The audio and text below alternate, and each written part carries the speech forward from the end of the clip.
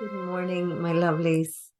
Today we're going to be looking at lesson 177.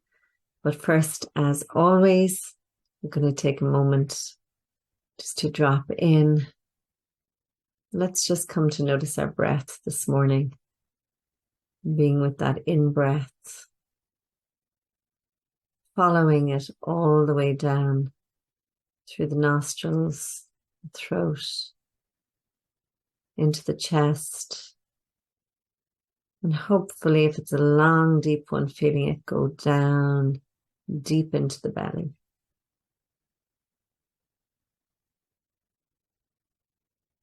And releasing on that exhale, letting go in gratitude. So just we'll be with our breath for the next moment or two.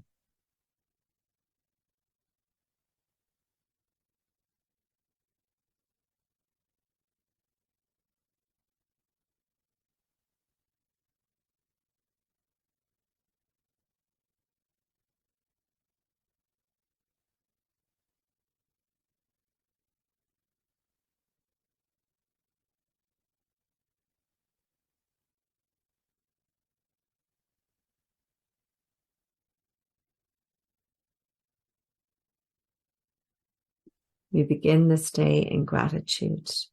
We open our hearts and we surrender to love. We ask that love lead the way through the minutes and the hours of this new day. We welcome joy, fun, and abundant prosperity. We recognize that all encounters are wholesome and that all experiences can be met with a peaceful heart that is anchored in the truth, that we are one, that we are love, and that we are free. So today we're looking at lesson 177, which is a review of 163. There is no death. The child of God is free. So all we really need to be with is the awareness that we were never born, that who we really are was never born, that we are never going to die, that it's like we are this beautiful ball of love energy that happens to be taking up residence in form or expressing itself as this form that we're in, this body that we're in, this matter at the moment. But actually, what is taking residence in the form is never going to die. And that's what we're continually asked to identify with. That is the awakening, to identify with that love, that energy of love that is your true nature, as opposed to the form that's showing up. And of course, that never means to neglect the form, because it is the temple. And so we look after the house of God, or the temple of love, whatever name fits for you. But to really celebrate this fact that we're free and that we have free choice. So even within the seeming limitations of the body, we are actually free. And that's what we're celebrating, and that's what we can feel joyful about. The second part is, now are we one with God, who is our source? And for me, what that really is now we are knowing, because we're always one with God, who is our source. So we're always one with that love. There was never a time that we weren't one with that love. But now are we moving into this place of knowing, where it becomes gnosis, where it becomes something that we don't doubt. And, this is what we're doing in walking this path of peace. This is like a foundation, as it literally says on the Course in Miracles, that it's by the foundation for inner peace. This is a foundation for inner peace. And it comes through the knowing, that you are united and one with your source. So we're going to go into a practice of meditation.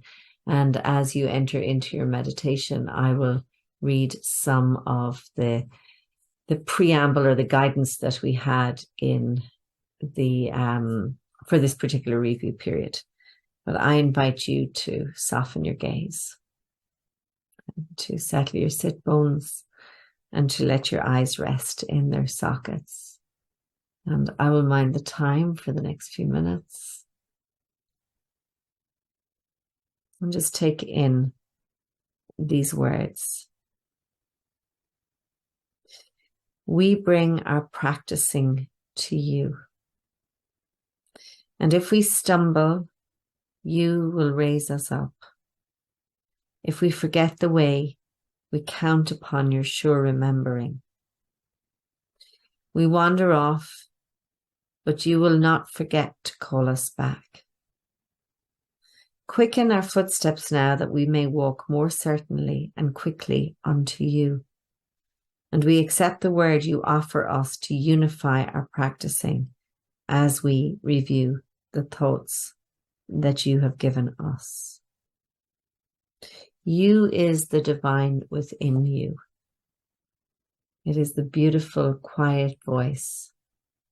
And so if you wander off with the thoughts, with those 80,000 thoughts that pull and drag us all sorts of ways, the quiet voice for God is always there beneath, calling you back, calling you home. The love that you are is waiting for your happy return.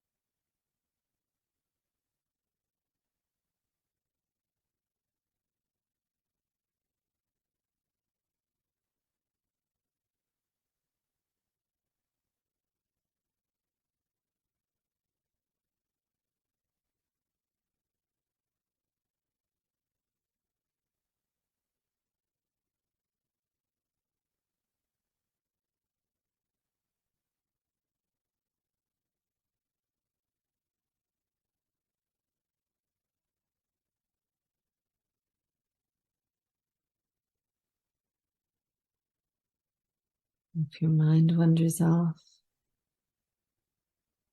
just gently coming back to the I am that you are.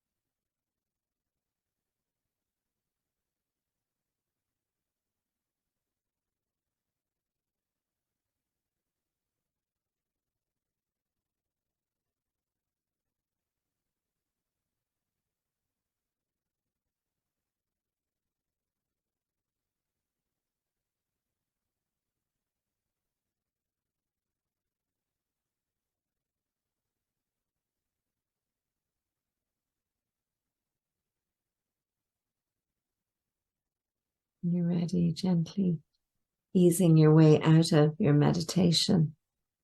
And I invite you to begin to look at what follows your I ams. You know, every time you use that I am statement, just to attune yourself to just noticing, just have that willingness. I'm going to start to notice what I say after I am, because I am are the most beautiful words that speak of, truly of your existence. And as soon as we put something after them, we're moving it into creation. We're in prayer, we're in creation. So just begin to notice what you say after you say, I am. Have a glorious day. See you tomorrow.